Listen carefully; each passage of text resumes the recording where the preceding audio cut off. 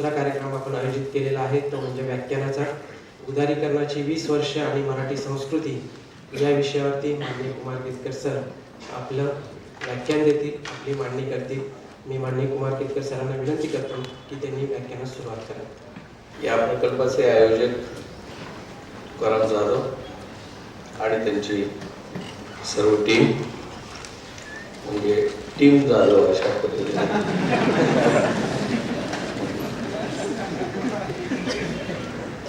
आमचे एक आदरणीय असे आयुक्त देशमुख साहेब, म्हणजे जनरली नोकरशाह म्हटलं की त्याच्याबद्दल उपहासाने तरी बोलायचं किंवा हेटाळणी बोलायचं अशी महाराष्ट्रामध्ये पद्धत पडलेली असताना यांच्याबद्दल खरोखरच आदर आणि आस्था बाळगावी लागते असे देशमुख साहेब आहेत. समोर माझे सहकारी अरविंद गोखले आहेत, अभय टिळक पण आहे. आता अभय टिळक समोर बसलेले आहेत आणि मला तुम्ही विषय दिलाय उदारीकरण.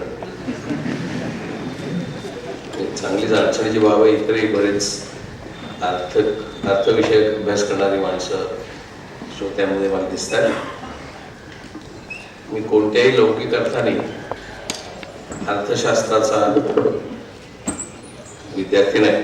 जरी इकॉनॉमिक टाइम्समध्ये जवळजवळ मी 20 वर्ष पत्रकार होतो आणि अगदी स्टाफ रिपोर्टपासून ते स्पेशल कॉरेस्पॉन्डंटपर्यंत आणि observer of politics and economy, म्हणजे तो मुख्यतः कमर्शियल न्यूजपेपर्स होता, अंबानींचा होता, धीरूभाई अंबानींचा. तिथेही मी होतो रेसिडेंट एडिटर म्हणून माझा अर्थविषयक अभ्यास आहे, पण तो पत्रकार म्हणून आहे. माझी पदवी काही अर्थशास्त्रातली नाही आणि पत्रकाराला अर्थशास्त्र जे समजतं ते बातम्या आणि तात्कालिक घटनांच्या माध्यमातून समजतं, त्याच्या मूलभूत अभ्यासात नाही. जरी बहुतेक पत्रकारांना आपल्याला सगळंच कळतं असं वाटतं, तसा भ्रम मलाही कधीकधी झालेला असण्याची शक्यता आहे किंवा मला तसा झालेला आहे असं आपल्याला वाटलेलं असण्याची शक्यता आहे. तर तो भ्रम झाला असेल तर दूर करा, आणि जर झालेला नसेल अजून तर माझ्या भाषणानंतर कदाचित होईल. तर माझ्या दृष्टिकोनातनं हा उदारीकरण आणि मराठी संस्कृती हा खूपच म्हटलं तर बादरायण असा संबंध या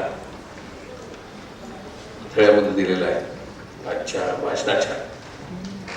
पण तो म्हटलं तर बादरायण आहे, म्हटलं तर त्याच्याशी काहीतरी आपल्याला जोडता येईल का पाहायचं. कारण आपण त्यात मराठी संस्कृती म्हटलंय, भारतीय संस्कृतीचा संबंध आणलेला आहे. आता भारतीय संस्कृती म्हटलं की त्याचे पण इतके विविध अर्थ आहेत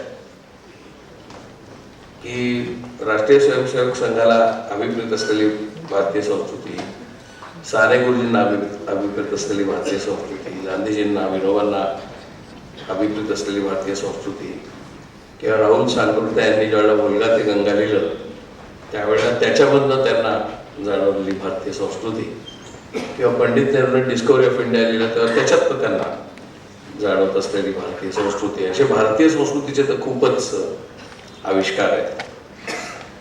शिवाय बौद्धाच्या काळात, गौतम बुद्धाच्या काळात आणि बुद्धिझमच्या काळात भारतीय संस्कृतीबद्दलचं जे मंथन, चिंतन, मनन झाले ते, आणि त्याच्यानंतर पुन्हा शंकराचार्य पद्धतीची व्यवस्था लागू झाली तेव्हापासूनची भारतीय संस्कृती, असे अनेक पैलू त्याला आहेत किंवा अनेक विश्लेषणं उपलब्ध आहेत. विवेकानंदांपासून श्री अरविंदांपर्यंत जी भारतीय संस्कृतीची विविध निरूपणं आहेत त्यांच्यामध्ये एकमत नाहीये. विवेकानंद आणि श्री अरविंद यांच्यामध्ये सुद्धा नाही, किंवा रामकृष्ण परमहंस आणि रमण महर्षींचं यांच्या सुद्धा भारतीय, किंवा रवींद्रनाथ टागोर यांच्या भारतीय संस्कृतीच्या निरूपणामध्ये साम्यस्थळं आहेत. पण सगळी साम्यस्थळं जसे तसे असते ते एवढी निरूपणं करायची गरज लागली नसते. 1-2-4 पुस्तकं वाचलेली असतील. किंवा अमर्त्य सेननी ज्या वेळेला आर्ग्युमेंटेटिव्ह इंडियन लिहिलं आले त्या पुस्तकामध्ये गांधी आणि टागोर यांच्या चर्चेचे जे भाग आहेत आर्ग्युमेंटेटिव्ह इंडियन, आणि ज्याच्यामध्ये अमर्त्य सेन म्हणतात की आपल्याकडचा जो सेक्युलरिझमचा उदय आहे तो तर त्याचं मूळ श्रेय अकबर आणि त्याच्यानंतर थेट पंडित नेहरू असंच ते मानतात. मध्ये दुसरं कोणी ते जास्त विचारवंतांच्या किंवा धोरणाच्या दृष्टिकोनातून घेत नाही. आता ह्या सगळ्या सेक्युलरिझमच्या कॉन्टेक्स्टमध्ये किंवा अलीकडे जावई टिळकांनी जो लेख लिहिला लोकसत्तामध्ये, त्याच्यामध्ये आपली सर्व संत परंपरा सुद्धा मूलतः सेक्युलर म्हणजे हेवादी म्हणजे ऐहिक म्हणजे मटेरियलिस्ट म्हणजे ह्या जगाचा विचार करणारी, संसाराचा विचार करणारी अशा पद्धतीनेच कशी होत गेली, विकसित होत गेले, असाही अतिशय चांगला लेख त्यांनी लिहिलेला आहे. सर्वसाधारणपणे संत साहित्याचा विचार करणारी माणसं ही झटकन पारंपरिकतेकडे किंवा पारंपरिक आध्यात्मिकतेकडे जातात आणि त्याच्यात पुन्हा त्या आध्यात्मिकतेची गंमत अशी आहे की माझ्या पाहण्यामध्ये जेवढी आध्यात्मिक माणसं मला भेटलेली आहेत ती सगळी आध्यात्मिक माणसं म्हणजे त्या जुन्या वृद्ध बायका म्हणजे सासू ज्यांना म्हणायची पद्धत आहे, त्या जप करताना जसं एका देवाचं नाव घेता घेता सुनेला शिव्या देतात, तशा प्रकारचा आपल्याकडचा आध्यात्मिक वास समाजात रोळलेला जास्त आहे. म्हणजे चर्चा अध्यात्माची आणि सगळा व्यवहार मात्र अगदी नुसता ऐक नाही तर अतिशय धोकादायक पद्धतीने ऐक. त्यामुळे मला अध्यात्म या शब्दाची पण कधी कधी खूप धास्ती वाटते की कारण त्यात खरा चांगला अर्थ असून सुद्धा प्रत्यक्षात शहाजोगपणा आणि ढोंगबाजीच जास्त आढळते. मुद्दा तो नाही. मुद्दा असा की प्रत्येक या बाबींबद्दलचं निरूपण वेगवेगळ्या प्रकारची आहेत. मग ते अध्यात्म असेल, भारतीय संस्कृती असेल, त्या पार्श्वभूमीवरती उदारीकरण आणि मराठी संस्कृती असं विषय.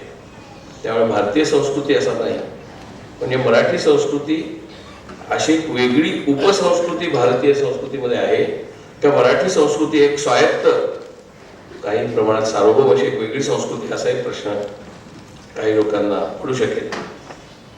आणि त्याचा पुन्हा उदारीकरणाशी आपल्याला संबंध जोडायचा आहे.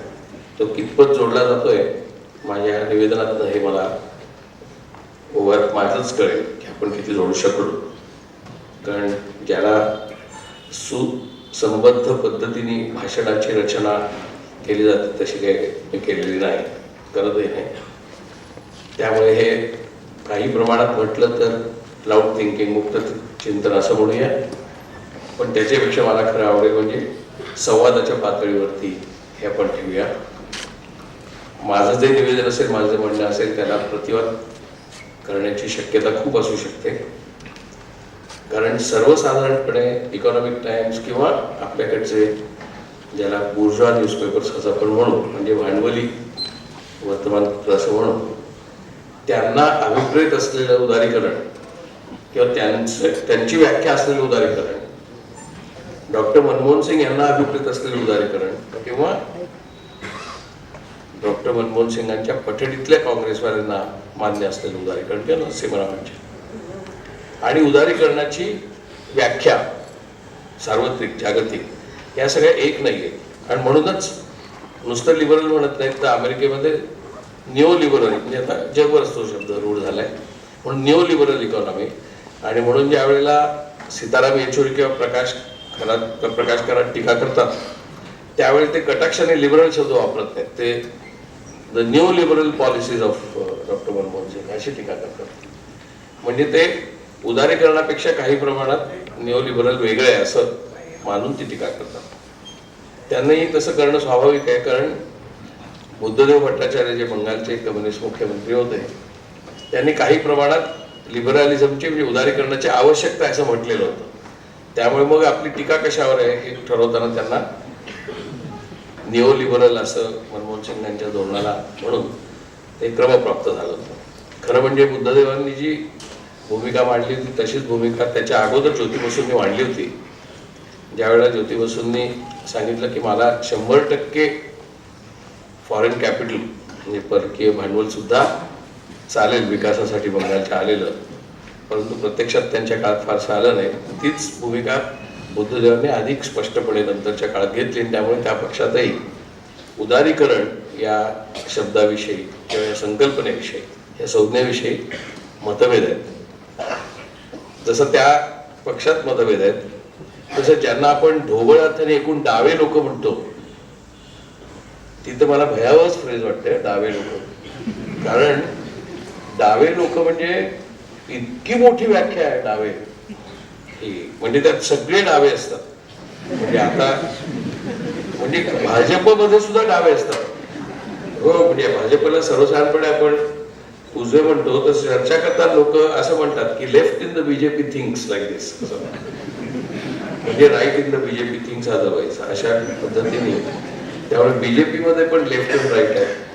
काँग्रेसमध्ये तर लेफ्ट अँड राईट असण्याची परंपराच आहे. काँग्रेस पक्षात त्यांच्याकडे मोठ्या प्रमाणावर लेफ्ट आणि राईट असे ट्रेंड अगदी 1927 सालपासून आहे. 27 सालचा संदर्भ एवढाच पुरता की 27 साली रशियाच्या क्रांतीला 10 वर्ष पूर्ण झाली. त्यावेळेला पंडित नेहरू आणि मोतीलाल नेहरू हे रशियाच्या निमंत्रणावर, त्यावेळेस स्टॅलिन तिथे होते, त्यांच्या निमंत्रणावर रशियाला गेले होते. त्याच काळामध्ये ब्रिटनमधल्या लेबर पार्टीचे मुख्यतः फेबियन विचाराचे, फेबियन सोशलिझमच्या विचाराचे लोक हे पण रशियात त्या 10 वर्षात अनेक वेळा गेले होते. सिडनी अँड बियाट्रिस वे वगैरे बरीच मंडळी आहेत. मोठीच्या मोठी मांदियाळीच आहे ब्रिटनमधल्या फेबियन्स आणि लेबर पार्टीमधल्या लोकांची. स्टॅलिनच्या काळात सोव्हिएट युनियनला, म्हणजे त्यावेळेच्या रशिया, त्यावेळेला सोव्हिएट युनियन नव्हतं, गेलेल्या लोकांची. नेहरू ज्या वेळेला परत आले त्यावेळी खूप प्रभावित होऊन आले, कारण त्यावेळेला नुकताच पहिली पंचवार्षिक योजना रशियातली अंमलात आणली जात होती. मोठ्या प्रमाणावरती प्रकल्प सुरू झाले होते रशियामध्ये आणि सगळीकडे वातावरण एकूण देश बांधणी चौथं क्रांती होऊन 10 वर्ष झाली होती. आणि पंडित नेहरूंनी इकडे आल्यानंतर जी भाषणं दिली, ती भाषणं दिल्यामुळे पंडित नेहरूंवरती काँग्रेसमधल्या तत्कालीन उजव्यांचा शिक्का हे कम्युनिस्ट आहेत म्हणून होता. आणि नेहरूंनी त्या आरोपाला पुष्टी देणारे अजून एक काम केलं, म्हणजे त्यांनी आपल्या देशातलं भांडवल या हिंदी द कॅपिटल या पुस्तकाचं पहिलं देशातलं भाषांतर हे पंडित नेहरूंनी केलं, महाराष्ट्र द कॅपिटल पुस्तकाचं, आणि ते हिंदीमध्ये, आणि ते त्यावेळेला केलं. त्यामुळे आणि नेहरू त्याच्या अगोदर ब्रिटनमध्ये होते, मुख्यतः केम्ब्रिज तिकडे असल्यामुळे तिथे जे काही वातावरण होतं डाव्या विचारसरणीचं, म्हणजे तिकडच्या लेबर पार्टीचं आणि रशियाच्या प्रभावामुळे असलेलं मार्क्सवादी विचाराचं किंवा लेनिनवादी विचाराचा, त्याचा एक प्रभाव पंडित नेहरूंवरती होता. त्यामुळे काँग्रेस पक्षामध्ये साधारणपणे असं ढोबळमानाने म्हणता येईल की 1927 पासून डावे आणि उजवे हे गट जरा अधिक उघडपणे पडायला लागलेले होते. आणि डावे गट म्हणजे सर्वसाधारणपणे ही व्याख्या ही 1989 पर्यंत टिकून होती. डावे म्हणजे ते प्रो सोव्हिएट युनियन आणि उजवे म्हणजे प्रो US. त्यावेळेला पटकन सगळेजण प्रो स्टेट आणि प्रो मार्केट असा विचार करत नव्हते. प्रो सोव्हिएट युनियन आणि प्रो US असं डावे आणि उजव्यांचं वर्णन केलं जायचं. तर ते 27 पासून चालू झालं आणि ते पुढे दीर्घकाळ टिकलं. त्याच पद्धतीने व्याख्या केल्या जात होत्या. आता हे संबंध सगळे संदर्भ जे दिले मी, हे या उदारीकरणाच्या संबंधामध्ये अतिशय आवश्यक आहे. कारण त्याला जशी शीतयुद्धाची पार्श्वभूमी उदारीकरणाच्या या संपूर्ण संकल्पनेलाच, तशी संपूर्ण 20व्या शतकामध्ये ज्या प्रचंड उलथापालथी झाल्या त्या प्रामुख्याने राजकीय झाल्यात, पण त्याचा पाया आर्थिक आहे. आणि त्या राजकीय उलथापालथींचा आर्थिक पाया असताना त्याच्यातनं निर्माण झालेल्या आर्थिक उलथापालथी आहेत, त्याचा पाया पुन्हा व्यापक सामाजिक आणि जागतिक प्रमाणावरती आहे. आता उदाहरणार्थ 1929चा संदर्भ, 1929च्या जागतिक मंदीचा संदर्भ अलीकडे वारंवार, म्हणजे अक्षरशः अमेरिकेमधल्या Wall Street Journal, New York Times पासून ते टाइम मॅगझिन, फॉर्च्यून पर्यंत आता एकही नियतकालिक असं नाही किंवा दैनिक असं नाही की जे 2008 पासून सुरू झालेल्या मंदीचा आणि आता जागतिक जी मंदी आलेली आहे, विशेषतः युरोपामध्ये तर प्रचंड मोठा अरिष्ट आहे. त्याचा संदर्भ येताना 1929चा उल्लेख केल्याशिवाय राहतच नाही दररोज. आता केन्सचं जे अर्थशास्त्र म्हणून आपण ओळखतो ते अर्थशास्त्र त्या पार्श्वभूमीवर तयार झाले 1929. त्याच्या संदर्भात आता देतात. किंबहुना अलीकडेच पॉल क्रुगमननी एक लिहिला होता लेख, त्याच्यामध्ये त्यांनी ओबामानी परत केन्सच्या विचारांचं म्हणजे धोरणांचं कसं पुनरुज्जीवन करायला पाहिजे असा एक प्रकारचा सल्ला देणारा लेख लिहिला होता. म्हणजेच पुन्हा 1929चे संदर्भ आता दिले जात आहेत. कधी नव्हे ते म्हणजे कधी नव्हे ते याचा अर्थ विशेषतः दुसऱ्या महायुद्धानंतर. दुसऱ्या महायुद्धाच्या अगोदर अमेरिकेमध्ये सुद्धा कॅपिटलिझम, कम्युनिझम, सोशलिझम हे शब्द प्रतिष्ठेने वापरायची पद्धत होती दुसऱ्या महायुद्धापर्यंत. साधारणपणे 1950 सालनंतर सोशलिझम, कम्युनिझम हे शब्द तर बदनामीच्या पद्धतीनेच वापरायला सुरुवात झाली. त्याच्यानंतर सुरुवातीला मग लिबरलिझम हा शब्द कायम राहिला म्हणजे उदारमतवादी विचार. नंतर तोही बदनाम शब्द व्हायला लागला आणि एखाद्या माणसाला जर लेफ्ट म्हणायचं असेल तर त्याला ते लिबरल म्हणायचे. म्हणजे उदाहरणार्थ जॉन केनेडी हे पण लिबरल अमेरिकेतल्या राजकारणाच्या एकूण व्यवस्थेमध्ये. अशा प्रकारच्या व्याख्या सगळ्या फार विचित्र व्हायला लागल्या होत्या आणि त्यामुळे तिकडे सोशलिझम आणि कम्युनिझम हा शब्द वापरायचा प्रश्नच नव्हता. लिबरल आणि अँटी लिबरल त्याचं लोड पुढे एवढं पसरत गेलं विशेषतः रिचर्ड निक्सनच्या काळामध्ये की लिबरल हा जणू काही अँटी अमेरिका म्हणजेच त्यांच्या दृष्टिकोनातनं अँटी मार्केट म्हणजेच त्यांच्या दृष्टिकोनातनं अँटी कॅपिटलिस्ट म्हणजेच त्यांच्या दृष्टिकोनातनं प्रो सोव्हिएट अशा प्रकारची त्यांची साधी व्याख्या तयार व्हायला लागली की अँटी मार्केट, अँटी कॅपिटलिस्ट म्हणजे ऑटोमॅटिकली अँटी अमेरिकन आणि प्रो सोव्हिएट आणि म्हणजे असा मनुष्य लिबरल अशी त्यांची व्याख्या व्हायला लागली. ह्या सगळ्या शीतयुद्ध काळातल्या संज्ञांचे ही निरनिराळी वर्णन आहे. आपल्याकडे जे उदारीकरण आलंय, ज्या उदारीकरणाची 20 वर्ष आपण आता म्हटली, ती 1991 साली सुरू झालेली आहे. पहिली त्याची घोषणा 1991 साली झाली त्या उदारीकरणाची. त्याला 20 वर्ष काही महिन्यांपूर्वी पूर्ण झाली. जरी घोषणा 1991 साली जूनमध्ये झाली त्याची पार्श्वभूमी फार गमतीदार आहे. गमतीदार अशा अर्थाने की 1991चा जो काँग्रेसचा जाहीरनामा आहे त्या जाहीरनाम्यामध्ये आम्ही राज्यावर आलो तर आम्ही आर्थिक उदारीकरणाची भूमिका घेऊ असं त्याने कुठेही म्हटलेलं नाही.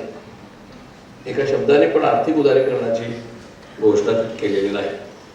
किंबहुना काँग्रेसचा जाहीरनामा हा त्यांच्या विशेषतः 1969च्या गरिबी हटाव धोरणांच्या पार्श्वभूमीवरती त्याच पद्धतीचा आहे. आणि तरी सुद्धा 1991ला मे मध्ये राजीव गांधींची हत्या झाल्यानंतर जे कोण एक अस्वस्थता आली त्या अस्वस्थतेच्या पार्श्वभूमीवरती जून मध्ये जेव्हा नवीन सरकार आलं जून 1991 मध्ये त्यावेळेला नरसिंहरावांच्या सरकारने आकस्मिकपणे डॉक्टर मनमोहन सिंग हे तोपर्यंत वर्ल्ड बँकेचे किंवा त्याच्या अगोदर एशियन डेव्हलपमेंट बँकेचे डायरेक्टर म्हणून ओळखल्या गेलेल्या अर्थतज्ञाला त्यांनी थेट अर्थमंत्री केलं आणि त्या अर्थमंत्र्यांनी त्यांचं बजेट जून नंतर यायला लागलं 1991चं, कारण मध्ये या घटना घडल्या होत्या. आणि त्यावेळेला त्यांनी अशी ढोबळ घोषणा केली डॉक्टर मनमोहन सिंग यांनी की आता वेळ अशी आलेली आहे की आपल्याला काही धाडसी पावलं उचलायला लागणार, बदलाची पावलं उचलायला लागणार आणि त्याच्याबद्दल वाद होतील, चर्चा होतील, परंतु आता काळ खूप बदललाय याचा विचार करून आपल्याला धोरण ठरवायला लागतील. अशा प्रकारची ढोबळ आहे घोषणा जून मधली. परंतु त्या घोषणेतला जो मनितार्थ होता, तिथला जो आशय होता तो ताबडतोब सगळ्यांनी पिकअप केला होता आणि त्याच्यामुळे आपण त्याला 1991 पासून असं म्हणतो की लिबरलायझेशन फ्रॉम 1991. प्रत्यक्ष त्याच्यातलं पहिलं बजेट पोस्ट लिबरल पोस्ट उदारीकरण पहिलं बजेट आहे 1992च्या फेब्रुवारीचं. म्हणजे खऱ्या अर्थाने आता या पुढच्या महिन्यात 20 वर्ष पहिल्या अर्थसंकल्पाला खऱ्या अर्थाने बजेटच्या पूर्ण होतील. तर आता उदारीकरणाची 20 वर्ष याचा आपण विचार करतो त्यावेळेला मला माहित नाही की आपल्याला किती लोकांना ते आठवतंय. जी मुलं लहान आहेत म्हणजे वय वर्षे 25च्या आत आहेत त्यांना त्याचे प्रक्षोभक संदर्भ फारसे आठवणार नाहीत. ज्यांचं वय 35च्या पुढे त्यांना त्यातले प्रक्षोभक संदर्भ आठवतील. ज्यांचं वय 50च्या पुढे त्यांची मतं ते वयाचे 30 असताना जे ठरलेले 30 बदललेले नसल्यामुळे आणि जे अजूनच ते मांडत असल्यामुळे त्यांच्या मतांमध्ये काय होईल सांगता येत नाही. आणि मी वैचारिक संधी साधू असल्यामुळे मी सारखी मतं बदलतो. कारण मला असं लक्षात येतं दैनिक पत्रकारितेत काम केल्यावर तुम्हाला दररोजच्या घटनेचाच विचार करावा लागतो ना. ऐतिहासिक संदर्भ दिला तरी घटना कालची आहे त्याच्यावर विचार करावा लागतो. त्याच्यामुळे दैनिक पत्रकारितेत काम करणाऱ्या माणसाला इतिहासाचा आधार विचारसरणीचा बेस आपल्या भूमिकेला पण भाष्य करताना तात्कालिक घटनेवर अशी ती सगळी प्रॅक्टिस करायची असल्यामुळे माझ्या निवेदनामध्ये तुम्हाला मगाशी जो मी सुरुवातीला भाषणाचा उल्लेख केला तो तुम्हाला कदाचित असमतोल इम्बॅलन्स जाणवू शकेल. तो माझ्या दृष्टिकोनातून इम्बॅलन्स नाही. संदर्भ काय मी दिला की 1992ला ज्या वेळेला अधिकृतपणे पहिला अर्थसंकल्प मनमोहन सिंगांनी उदारीकरणाचा सादर केला त्यावेळेला चर्चा कसली होती देशात आणि कोणाच्या काय काय भूमिका होत्या म्हणून मी ते वयाचे उल्लेख केले. त्यावेळेला चर्चा होती गॅपची, ती जी पुढे पूर्ण फुलून आली 1994 साली. जनरल अग्रीमेंट ऑफ टॅरिफ त्या सगळ्या गॅपवरती जी चर्चा टॅरिफ अँड ट्रेडच्या जनरल अग्रीमेंटची सुरू झाली त्याचं पर्यवसान त्याचं कल्मिनेशन 1995च्या अखेरीस WTO म्हणजे वर्ल्ड ट्रेड ऑर्गनायझेशनला झालं.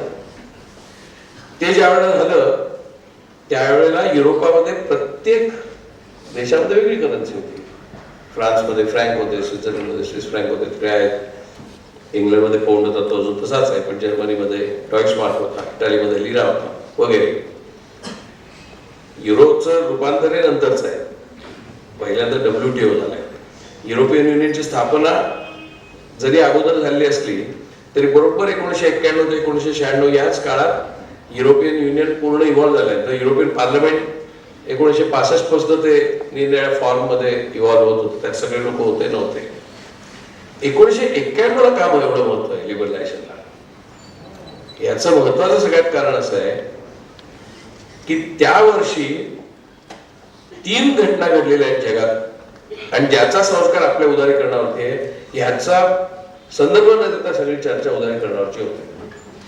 त्यामुळे उदारीकरणाच्या बद्दल जर तुम्ही तरुण असाल, जर तुम्ही विचारवंत असाल म्हणजे डावे विचारवंत असाल, कारण विचारवंत फक्त डाव्यामध्येच असतात. मला उजवा विचारवंत असं माहिती कोणताही हा मनुष्य उजवा विचारवंत आहे असं मला कुठेही तुम्ही कोणतेही भाषण परिसंवाद असतात ना त्याच्यामध्ये कोणीही जर राईट विंग विचारवंत असं तुम्हाला मिळणारच नाही. विचारवंत डाव.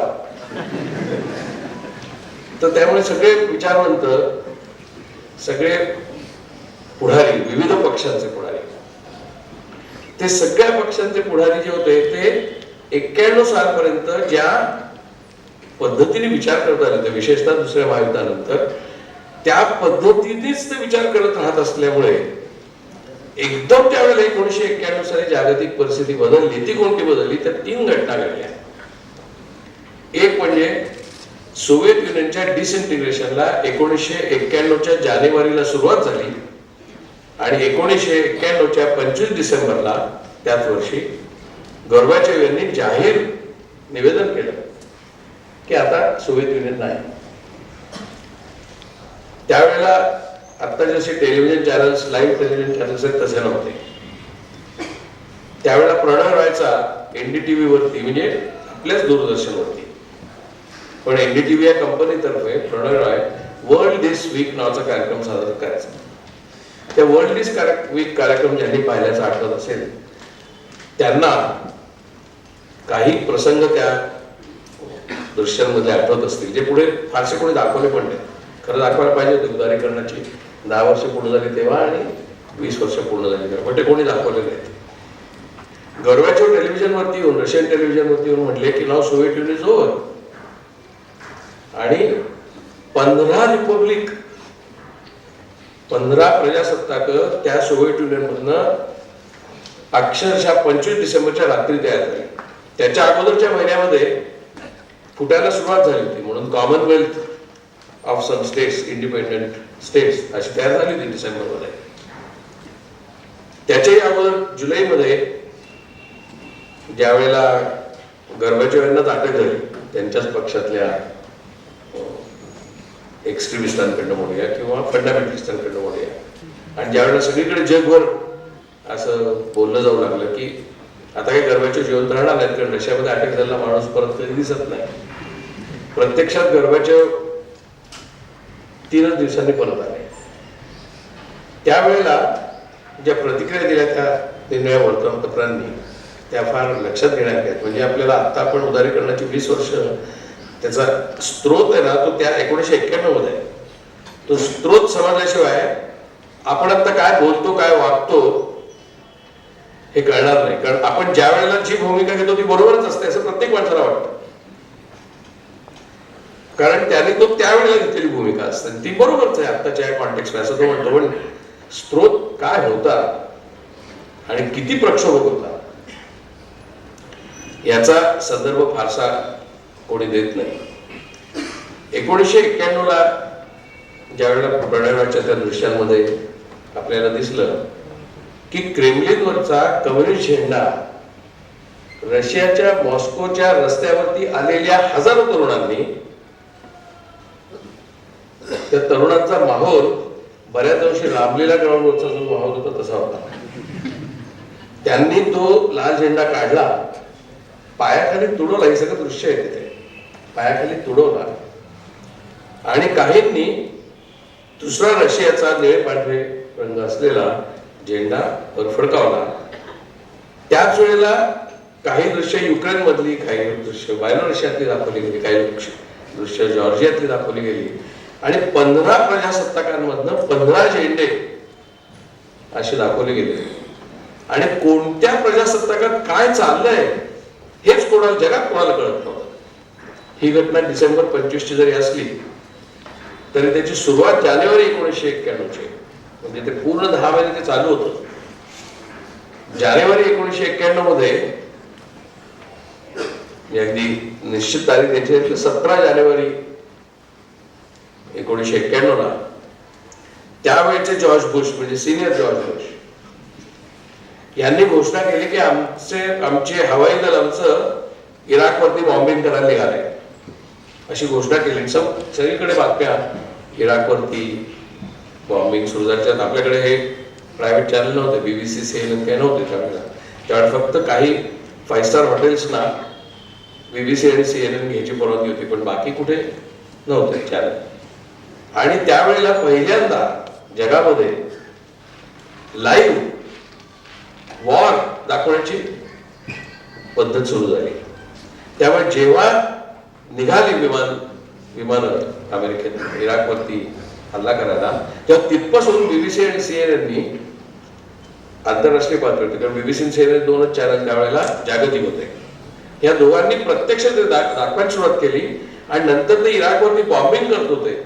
पीटर आर्नेट म्हणून एक फेमस कॉरेस्पॉन्डंट CNN चा, तो गेला होता ते कव्हर करायला, आणि ते संबंध घनघोर बॉम्बिंग इराकचं सगळ्या लोकांनी, विशेषतः तिकडच्या लोकांनी किंवा आपल्याकडे ज्यांना BBC CNN ऍक्सेस झाला 5 स्टार हॉटेल्समध्ये, मुख्यतः वर्तमानपत्रांसह ती मुभा नव्हती, त्यामुळे वर्तमानपत्रांनी त्या काळामध्ये BBC आणि CNN बघण्यासाठी आणि बातम्या लेटेस्ट मिळवण्यासाठी ताजमहाल आणि ओबेरॉय हॉटेल सारख्या ठिकाणी रूम बुक केल्या होत्या, आणि पत्रकार तिथे 24 आवर ड्युटीनुसार बसून राहायचे पीटर अर्नेटच्या किंवा अन्य लोकांच्या बातम्या बघत, कारण त्या बातम्यांच्या आधारे आपण इकडच्या वर्तमानपत्रात बातम्या देत होतो. तर एका बाजूला सोव्हिएट युनियन जानेवारीपासून कोसळायला लागला. लिथुआनियामध्ये ज्या वेळेला इकडे इराकवरती युद्ध सुरू झालं त्यावेळेला सोव्हिएट युनियन मधल्या लिथुआनिया, इस्टोनिया इथे बंड सुरू झाला. त्यांना आम्हाला रशियात राहायचं नाही, सोव्हिएट युनियनमध्ये राहायचं नाही अशा घोषणा त्यांनी केल्या, आणि त्यांनी स्वायत्तता जाहीरच करायला सुरुवात केली. त्यावेळेला गर्वाचे होते, त्यांनी टँक्स पाठवले. त्या टँक्स, त्या युद्धामध्ये काही माणसं मेली, स्वातंत्र्यइच्छू लोक लिथुआनिया किंवा इस्टोनियामधले आणि सोव्हिएट टँक्स यांच्यामध्ये काही माणसं मेली. पण गर्बाचोनी ताबडतोब त्यांना सांगितलं की आपण वाटाघाटी करून हा प्रश्न सोडूया. देश तोट्याचा प्रश्न होता. अमेरिकेतल्या एकाही वर्तमानपत्राने जानेवारीत हे सुरू झालेलं आहे आणि या वर्षाअखेरी हा सोव्हिएत युनियन नसेलच असं एकही वर्तमानपत्राला वाटलं नाही. कोणीही असं म्हटलं नाही की Soviet union as a country will disappear. कोणालाच वाटलं नाही. या पार्श्वभूमीवरती सगळीकडे जेवढा असंतोष विशेषतः युक्रेनमध्ये दिसायला लागला, तेव्हा गर्बाचोव्हनी जुलैमध्ये एक मीटिंग बोलावली आणि त्या मीटिंगमध्ये त्यांनी अजेंडा ठेवला, जी कार्यक्रम पत्रिका दिली ती अशी दिली की आता जग इतकं बदललेलं आहे आणि विशेषतः आपण म्हणजे रशियाने ग्लासनॉस्ट आणि पेरेस्ट्रॉयका म्हणजे पुनर्रचना आणि लोकशाही पद्धत रुजू केल्यानंतर आपल्याही देशातलं बदललेलं आहे. निरनिराळ्या राज्यांमध्ये पण खूप अस्मिता जागृत झालेल्या आहेत. त्यांचा विचार करण्यासाठी आणि union of Soviet socialist Republic टिकवण्यासाठी आपण एक मीटिंग बोलावली आणि ती मीटिंग त्यांनी बोलावली होती. ती मीटिंग व्हायच्या आतच त्यांच्याच पक्षातल्या काही जणांनी आणि केजीबीने एकत्र येऊन गर्बाचोव्हना अटक केली. आता ती गर्बाचोव्हना अटक केली त्यावेळेला काय काय प्रतिक्रिया आली.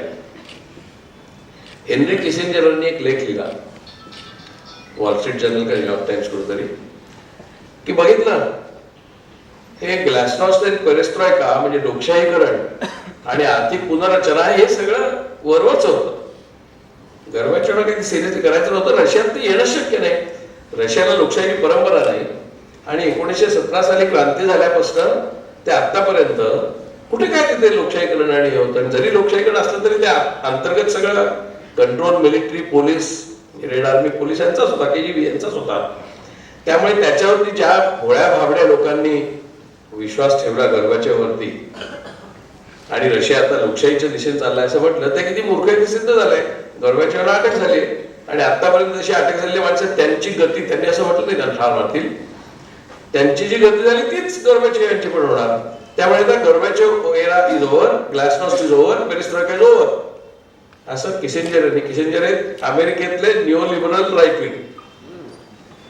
तर त्यांनी अशी घोषणाच केली की Russia democratic experiment is over. आपल्याकडे पश्चिम बंगालमधले कम्युनिस्ट अर्थमंत्री अशोक मित्रा म्हणून होते. त्यांनी एक लेख लिहिला टेलिग्राफ नावाच्या वर्तमानपत्रामध्ये. त्या वर्तमानपत्रात त्यांनी असा लेख लिहिला की time has come to realise that Soviet Union will not surrender to market forces and capitalism in the name of democracy and in the name of economic sovereignty and freedom. त्यांनी वेलकम केली गर्बाचोव्हाची अटक. The party so called हार्डलाइनर्स, ते शब्द hardliner वापरला नाही त्यांनी. The communist party in Soviet union has reasserted itself to restore the original tenets of Marxism-Leninism, and the arrest of Gorbachev must be seen in that context because the country was drifting towards capitalism and market. The party with the army has reasserted the role. असं त्यांनी लिहिलं. And therefore those म्हणजे ते अमेरिकेला होते म्हणते, those who are thinking that now Russia is also joining the capitalist camp, they must get rid of those illusions. Russia will remain the flag bearer of Marxism, Leninism and socialism. असं अशोक मित्रांनी लिहिलं. तो लेख खूप देशातल्या फक्त टेलिग्राफमध्ये आला तर नंतर बऱ्याच लोकांनी तो रिप्रोड्यूस केला. हा लेख त्यांचा ज्या दिवशी मुंबईच्या इंडिपेंडंट नावाच्या त्यावेळच्या वर्तमानपत्रात छापून आला त्याच्या आदल्या दिवशी तो टेलिग्राफमध्ये छापून आला होता.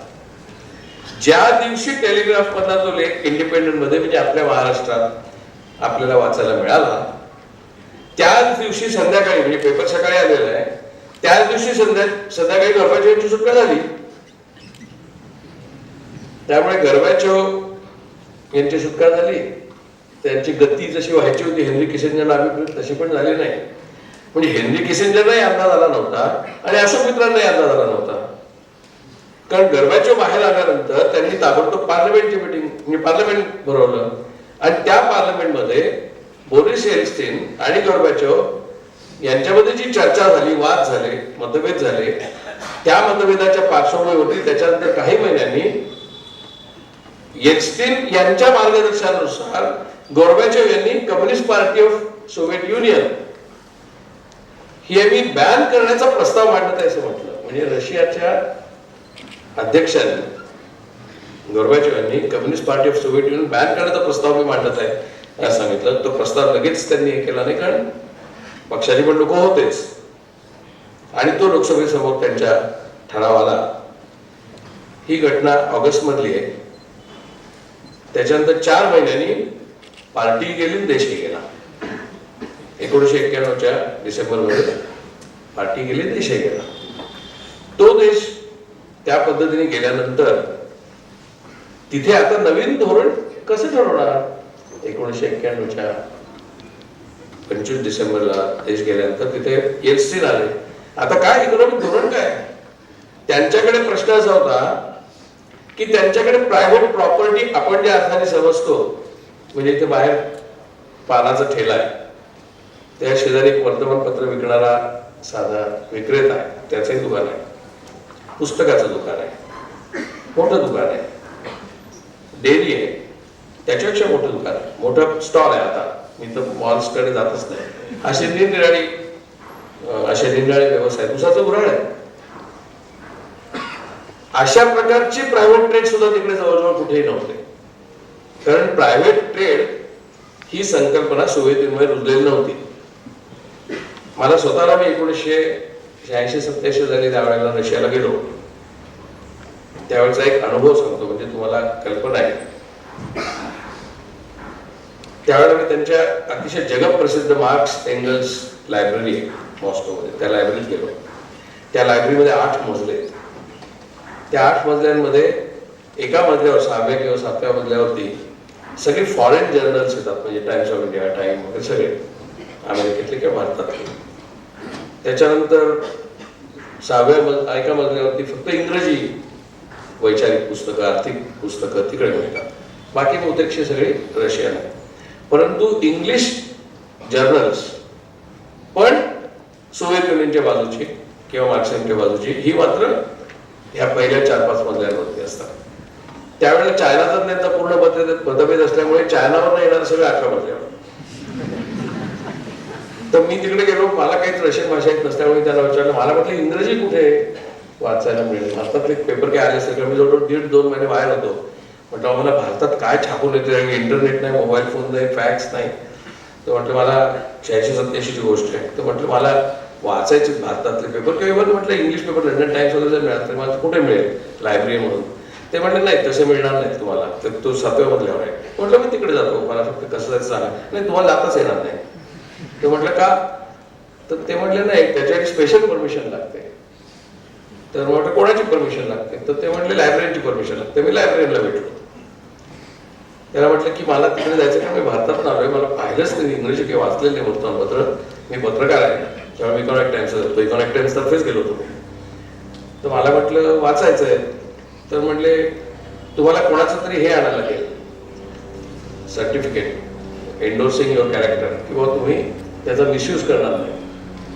तर मी म्हटलं मिसयूज मी काय करणार हो, की तुम्ही 7-8 दिवसात जाणार म्हटलं परत, मी काय इकडे मिसयूज करणार नाही. म्हणजे ते सगळं जे आहे त्यातलं बरंचसं 7व्या-8व्या मजल्यावरचं लिटरेचर अँटी कम्युनिस्ट आहे आणि you want to read anti communist literature. तर मी म्हटलं Times of India is not exactly anti communist, हे भांडवलशाहीवादी आहे. पण म्हटलं Times of India supported Vietnam war against America. Times of India condemned Richard Nixon and Kissinger. Times of India always welcomed Indo Soviet treaty. आणि त्याच वर्षी, म्हणजे मी ही गोष्ट ज्या वेळची सांगतोय त्याच वर्षी, म्हणजे 87च्या जुलैला, 86च्या जूनमध्ये राजीव गांधी आणि गॉर्बॅचोव्ह यांची मीटिंग होती. इंडिया फेस्टिवल होणार होता मॉस्कोमध्ये. त्यामुळे एकदम वातावरण भारत रूस भाई भाई अशाच प्रकारचं होतं. ते म्हटलं भारत रूस भाई भाई आहे, Times of India, I am working in Times of India and we are supporting Indo Soviet treaty. तर म्हटलं अशा अर्थाने म्हणजे तो कॅपिटलिस्ट मालकीचा आहे, पण म्हटलं तो अँटी सोव्हिएट नाही आहे. आणि त्या अर्थाने म्हटलं अँटी कम्युनिस्ट नाही, म्हणजे अँटी सोव्हिएट अर्थाने वैचारिकदृष्ट्या ते जरी भांडवली मालकाचं असलं तरी नाही म्हणे. For us Times of India is anti communist and it is seven floor, you have to get a permission from somebody outside, recommendation from somebody outside, then library will give permission. मग मी ते एक प्राध्यापक होते, त्यांना भेटलो Moscow विद्यापीठातल्या. त्यांना म्हटलं असं असं आहे, तर म्हटलं मला तिकडे जायचं आहे. ते म्हटले अरे ते काय ते सगळं भानगडच आहे, ते काय तुला मिळणार नाही, माझ्या रेकमेंडेशन पण मिळणार नाही, मी देतो लिहून. मग त्याने मला लिहून दिलं की यांना परमिशन द्यावी, अभ्यासक आहेत, पत्रकार आहेत. मग मी तिकडे गेलो. मग त्यांनी मला 1 तासाची परमिशन दिली. त्या 1 तासामध्ये मला जवळजवळ 6 महिन्यापूर्वीचे टाइम्स ऑफ इंडिया मिळाले, ज्यावेळी मी भारतात होतोच. त्यामुळे मार्केटला काहीच नवीन कळलं नाही. मी तासभर तिकडे फेऱ्या मारल्या आणि इंग्लिश सेक्शनला तिथल्या एका गेलो, तर तिथे रशियन लेखकांची इंग्रजी पुस्तकं सुद्धा होती. वेगा म्हणून एक प्राध्यापक होते, त्यांचं पुस्तक होतं. त्याच्यामध्ये problems and crisis of Soviet economy असं एक पुस्तक होतं. त्यात बऱ्याच लोकांचे, पण ते वेगा बहुतेक एडिटर होतं. बहुतेक माझं नाव मी आठवते, मला बरोबर आहे, कदाचित नेटवरती असलं तर मिळेल सुद्धा, माहिती आहे मला. आणि त्याच्यामध्ये कुठचाच एक परिसंवाद रशियामध्येच मॉस्को युनिव्हर्सिटीने घेतला होता, त्यांच्याच डिपार्टमेंटनी. त्यातले पेपर्स होते त्याच्यात. आणि त्या पेपर्समध्ये रशियन इकॉनॉमी कशी आरिष्टात आलेली आहे ह्याचं डिटेल वर्णन होतं. पण लेखक रशियन होते, ते मॉस्को विद्यापीठाचे प्राध्यापक होते, ते त्यांच्याच इंग्रजी प्रकाशनात ते होते, 6व्या मजल्यावरती होते. तर मी म्हटलं बापरे, मी त्याच्यात नोट्स काय शोधले, म्हटलं एवढी नोट्स एवढ्या कुठे काढणार. म्हणून मी परत लायब्ररीकडे गेलो ते पुस्तक घेऊन. मी म्हटलं की मला यातलं एक काही पानं, 40 पानं झेरॉक्स करायचे, तर ते झेरॉक्स करून मिळतील का. झेरॉक्स होते, फॅक्स मोबाईल वगैरे पोहोचले तर तेव्हा झेरॉक्स मशीन जगभर आलेली होती. म्हणजे आम्ही मुंबईमध्ये करत होतो त्या काळात झेरॉक्स. म्हणून मी त्यांच्याकडे विचारला गेलो, झेरॉक्स आहे का. तर नाही म्हणे, we don't have xerox machine in the library. इथे जे लोक अमेरिकेत जाऊन आले असतील त्यांना माहिती आहे, अमेरिकन लायब्ररीमध्ये झेरॉक्स मशीन बाजूला ठेवलेलंच असतं आणि बहुतेक लोकांना ते फ्री असतं. काही लोकांना 5 सेंट द्यायला लागतात पर पेज, पण फ्रीच असतं ते. तर मी म्हटलं की झेरॉक्स मशीनच नाही. तर म्हटलं नाही. ठीक आहे म्हटलं, माझे पुस्तक मला तुम्ही जर इश्यू करून दिलं 2 तासासाठी, तर मी बाहेर कुठेतरी झेरॉक्स करून घेईन. ते म्हणजे बाहेर पण झेरॉक्स मशीन नाही. तर म्हटलं कुठे असेल ना झेरॉक्स करणारा. नाही म्हणे, असं नाही, कारण xeroxing is considered as an anti state activity. तुम्ही काय झेरॉक्स करताय आम्हाला काय माहिती, वर्तमानपत्र छापलेलं मला कळतं. तुम्ही काय झेरॉक्स करताय, काय किती कॉपी काढले, कोणाकोणाला वाटल्या, काहीतरी तुमचं भानगड होऊ शकते तुमची. त्यामुळे झेरॉक्स तुम्हाला बाहेरही मिळणार नाही, झेरॉक्स येतच आहे बाहेर. तर मी परत ते प्राध्यापकांकडे गेलो. म्हटलं ते पुस्तकही इश्यू करून देत नाही, इश्यू केलं तर झेरॉक्स नाही म्हणतात, बाहेरही झेरॉक्स नाही म्हणतात. ते म्हणले नाही, इथे पुढे झेरॉक्स करताच येत नाही आम्हाला. म्हटले तिथे आता कॅमेरा आहे, तो कॅमेरा फोटोकॉपी करून आम्ही आमच्या रिसर्च पुरतं तेवढंच करतो, पण झेरॉक्स नाही. त्यामुळे प्रायव्हेट सेंटर पण नाही. जसा इथला पेपरवाल्याचा ठेला आहे, पानवाला आहे, तसा प्रायव्हेट ठेलाच उपलब्ध नाही. आणि त्यामुळे मला ते काही झेरॉक्स होऊ शकलो नाही. मी 2-3 पानं काढली. त्यांनी अमेरिकन सोव्हिएट इकॉनॉमी कशी क्रायसिस मध्ये त्यात लिहिलेलं होतं, ते नोट्स होते माझ्याकडे. झेरॉक्स मिळालं नाही, पुस्तक मिळालं नाही, वर्तमानपत्र वाचायला मिळालं नाही. म्हणून शेवटी मग मी आलो, फिरत होतो मॉस्कोमध्ये आणि शेवटी 7 दिवसांनी आलो. त्या वेळेला जेव्हा फिरलो की म्हटलं तर लायब्ररीत बसून आपल्याला काही ज्ञानसंपदा फारशी होत नाहीये, तेव्हा रस्त्यांवरती फिरून पाहावं. रस्त्यावरती तुम्हाला खरोखरच कोणत्याच प्रकारचं असं दुकान नाही. मग मी काही लोकांना विचारलं की तुमची मुलगी काय करते, तर ती बॅले शिकते. रशियात बॅले खूप प्रसिद्ध आहे, ती बॅले शिकते. मग कुठे जाते, तर बॅलेची अकॅडमी आहे, त्या अकॅडमीमध्ये ती बॅले शिकते. आणि मी म्हटलं काही लोकांना समजा इंग्लिश, फ्रेंच, जर्मन अशी भाषा शिकायची असतील तर काय, तर नाही म्हणजे पहिल्यांदा लिहून द्यावं लागतं की मला ही भाषा का शिकायची, इंग्लिश, फ्रेंच, जर्मन का शिकायची ही भाषा, त्याचं मी काय पुढे करणार आहे. मग मी फॉरेन सर्व्हिसला वगैरे जाणार असेल, पार्टीच्या फॉरेन सेलमध्ये जाणार असेल तर ठीक आहे, पण नाही तर तुम्हाला मी म्हटलं पण समजा एखाद्या आई वडिलांनी ठरवलं की त्यांच्या मुलाला शिकायचं जर्मन, त्याला जर्मन साहित्य आवडतं म्हणून शिकायचंय, तर काय करायला लागेल, परमिशन घ्यायलाच लागेल, पण अशी प्रायव्हेट ट्युशन घेताच येत नाही, कारण प्रायव्हेट नाहीच ना काही. प्रायव्हेट ट्युशन जर घेतली तर त्याचं उत्पन्न, तो जो पण शिक्षक येईल त्याचं उत्पन्न outside the state sanction income झालं. त्यामुळे प्रायव्हेट ट्युशन नाही, प्रायव्हेट दुकान नाही, तेव्हा प्रायव्हेट काही नाही. अशा पार्श्वभूमीवरती 1991 साली सोव्हिएत युनियन पडल्यानंतर 1992 साली बॉरिस येल्त्सिनला प्रश्न पडला, आता इकॉनॉमी चालवायची कशी, प्रायव्हेट नाही काही, आणि पब्लिक सेक्टर जो होता तो ऑल सोव्हिएत युनियन होता. म्हणजे एखाद्या कारखान्याची ब्रँच कझाकस्तानला, दुसरी ब्रँच जॉर्जियाला, तिसरी ब्रँच रशियाला, चौथी ब्रँच युक्रेन किंवा बेलारुसियाला. ती कोणती फॅक्टरी कोणाची, फॅक्टरीचा मालक तेच, व्यापाराचा मालक तेच, कोणत्याही व्यवसायाचा मालक तेच, प्रत्येक सरकारी कर्मचारी, प्रत्येक जण सरकारी कर्मचारीच किंवा काही प्रमाणात फार निम सरकारी कर्मचारी, पण सगळेजण सरकारकडनंच पगार घेणार. मग मी म्हटलं, अहो समजा एखाद्या माणसाला नोकरी सोडायची झाली तर काय करायचं, तर म्हटलं नोकरी कशा सोडायची, म्हणजे कंटाळा आला, साहेब नाही आवडला, साहेबांना वागणं चाललं नाही, ऑफिसच्या लोकांची जुळत नाही, तर नोकरी सोडायचं तर काय करायचं. तर म्हणजे अशी नोकरी नाही सोडू शकत तुम्ही, तुम्हाला कारण द्यायला लागेल का सोडताय, आणि मग तुम्हाला दुसरी नोकरी, मग ते विचार करतील, मग पाहिजे ते ट्रान्सफर करतील. आपण समजा म्हटलं मला त्या विषयीच्या इरिगेशन डिपार्टमेंटमध्ये नोकरी नाहीच करायची, मला वेगळंच काहीतरी करायचं, असं वेगळं वेगळं काय करताय, मला तुम्ही देऊन द्या की मला या गोष्टीत इंटरेस्ट आहे, मला इरिगेशन पेक्षा काय ऍडमिनिस्ट्रेशन मध्ये इंटरेस्ट आहे, पर्सनल लाईन, आम्ही त्याचा विचार करून तिकडे तुम्हाला नोकरी मिळेल. असं सगळंच सोव्हिएट कंट्रोल ज्याला म्हणतात किंवा सोव्हिएट ओन असं होतं. ते 1992 साली तर करायचं काय, तर त्यावेळेला रशिया पडल्यानंतर किंवा त्याच्या पडण्याच्या अगोदरच ग्लासनॉस्टच्याच काळामध्ये रशियन वर्तमानपत्रांना कंठ फुटला होता, आणि त्यामुळे ते रशियातल्या गैरव्यवस्थेबद्दल मोकळेपणाने लिहायला लागले. मॉस्को न्यूज मध्ये त्यांचा न्यू टाइम्स म्हणून साप्ताहिक होतं, त्याच्यामध्ये किती आपल्याकडची सिस्टीम म्हणजे रशियातली किती गैरव्यवस्था आहे, किती तिथे अंधाधुंदी आहे, याच्यावरती त्यांच्याच वर्तमानपत्रात लिहायला सुरुवात झाली. ती गव्हर्नमेंटच्या असताना 86-87 साली ते मी पाहिले तिथले काही वर्तमानपत्र. ती लेख वाचून त्या गैरव्यवस्थेचा आपल्याला थोडा फील येत होता की तिकडे पण काहीतरी बरीच खळबळ चालू आहे. 1992 साली त्या सगळ्या आपल्या ज्या टर्म्स आहेत, मग अशी मी म्हटलं ज्या संज्ञा आहेत, त्या उलट्या झाल्या. त्या उलट्या अशा झाल्या की बोरिस येल्त्सिनने अशी घोषणा केली की the right wing is threatening the new regime. म्हणजे उजव्या प्रवृत्तीचे लोक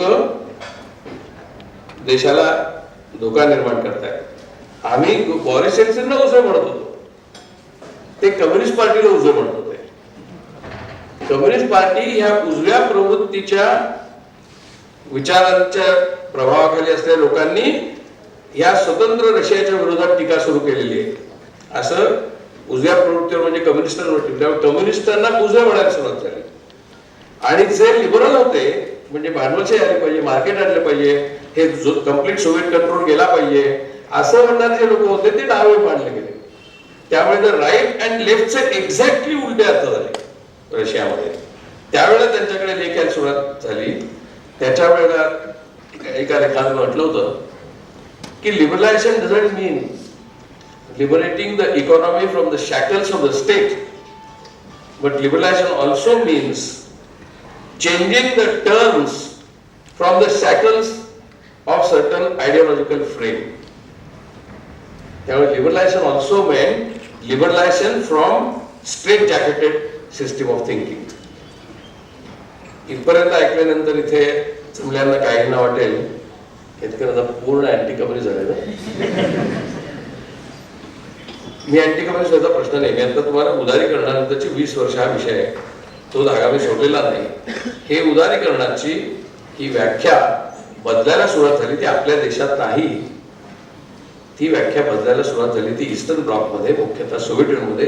त्याच्या अगोदर छोटासा प्रयत्न हंगेरियन पोलंडला झाला होता, परंतु मुख्यतः ती तिथे सुरुवात झाली. आणि ही पार्श्वभूमी डॉक्टर मनमोहन सिंग यांच्या फेब्रुवारी 92च्या बजेटला आहे. फेब्रुवारी 92 मध्ये जेव्हा ते बजेट सादर करत होते त्यावेळेला जगात सोव्हिएत युनियन नव्हता. ज्यावेळेला जून 91 मध्ये त्यांनी सांगितलं मी लिबरलायझेशन आणणार आहे, त्यावेळेस सोव्हिएट युनियन होता, पण तो अडचणीत होता. 92 तो नव्हताच. आणि त्यावेळेला प्रश्न काय होता आपल्या समोर, आपले जवळजवळ 40% एक्सपोर्ट, आपली 40% निर्याती रशियाला होत, रशिया आणि ईस्टर्न ब्लॉकला होत असे.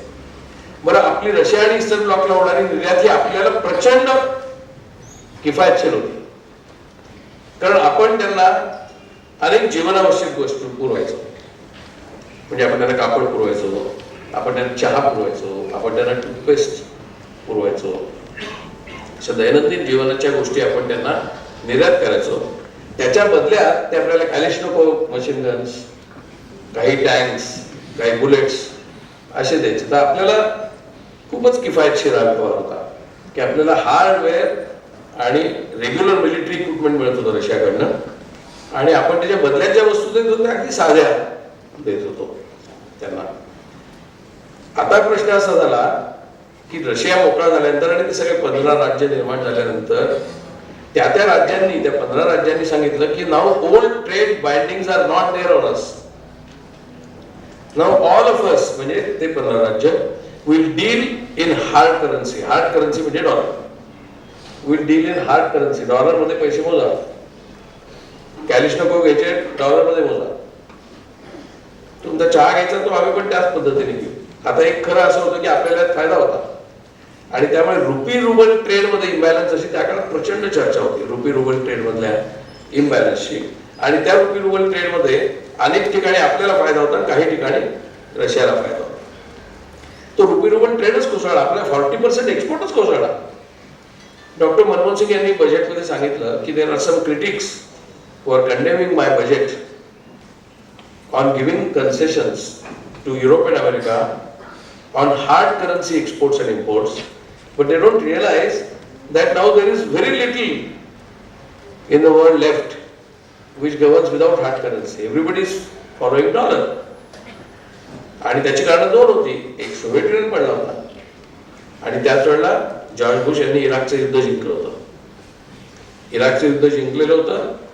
त्यांच्या दृष्टिकोनातनं कुवेत त्यांनी स्वतंत्र केला होता, जो सद्दाम हुसेननी ताब्यात घेऊन ज्याच्यामुळे ते युद्ध झालेलं होतं. आणि पुन्हा ऑइल प्राइसिंग वरती संपूर्ण कंट्रोल अमेरिकेचा आलेला होता. पुन्हा मिडल ईस्ट वरती त्यांचा कंट्रोल आला होता. त्या 20 वर्षापूर्वीच्या घटना कालच्या पेपरमध्ये वाचल्यासारख्या वाटतील अशा होत्या त्यावेळेला. फक्त त्यावेळेला दुसरा एक महत्वाचा फॅक्टर असा होता, ह्या दोन घटना झाल्या, तिसरी सांगतो. डॉलर, $1 जो ज्या वेळेला मी रशियामध्ये 86-87 ला गेलो त्यावेळेस साधारणपणे $1 वॉज इक्वल टू 1 रुबल, साधारणपणे, थोड्याफार प्रकारे. मी ज्या वेळेला 91 साली रशियाला गेलो त्यावेळेला बँकेमध्ये गेलो तर $1 1 रुबल असाच रेट होता. पण आमच्या हॉटेलमध्ये मला वेटर म्हणला I can give you 200 roubles for your dollar instead of 1 Rubal. कारण म्हणलं actual black market price is 200 rupees. तर मी कम्युनिस्ट विचाराचा असल्यामुळे अजूनही मी म्हटलं की आपण रशियामध्ये ब्लॅक मार्केटवर नाही करत, म्हणजे भारतात चालेलच नाही पण इकडे तर नाही. तर मी म्हटलं नाही, आम्ही काय असं $1 200 रुपये घेणार नाही, काय आम्हाला नाही झाले करन्सी तर ठीक आहे, मला काही इथे खरेदी विरेदी करायला आम्ही आलोच नव्हतो, खरेदी करण्याचं नव्हतंही म्हणाले. तर मग आम्ही ते काही घेतले नाहीत 200 रुपये. 92च्या फेब्रुवारी मार्चच्या सुमाराला $1ची किंमत 2000 रुपये होती. आता आपण 54 रुपये झाला $1, तर हाहाकाराच्या बातम्या फ्रंट पेज वरती दिल्या आहेत इकॉनॉमिक टाइम्स सकट सगळ्या वृत्तपत्राने. हाहाकार, प्रचंड हाहाकारामध्ये अशा बातम्या होत्या गेले काही दिवस. $1चा 1 रुबल, $1चा 200 रुबल, $1चा 2000 रुबल अशा रेट पर्यंत तिकडे गेल्यानंतर रशियन इकॉनॉमीची अवस्था काय झाली असेल याचा तुम्हाला अंदाज येईल. संपूर्णपणे ती अर्थव्यवस्था कोसळली. आणि अजून त्यांच्याकडे अधिकृतपणे लिबरलायझेशन यायचंच होतं, कारण आता तर डिसेंबर 91 ला देश पडलाय, फेब्रुवारी 1992ची आपण चर्चा करतोय, त्यावेळेला हा रेट आहे. त्यामुळे the Russia that collapsed or the economy that collapsed was a socialist economy that collapsed. You cannot accuse that because of liberalization ते 2000 रुपये रेट झाला होता.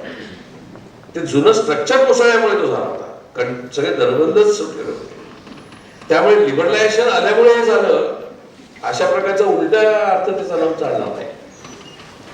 या पार्श्वभूमीवरती मनमोहन सिंग यावेळेला म्हणाले की आता आपल्याला सगळा पुन्हा विचार करायला लागणार आहे.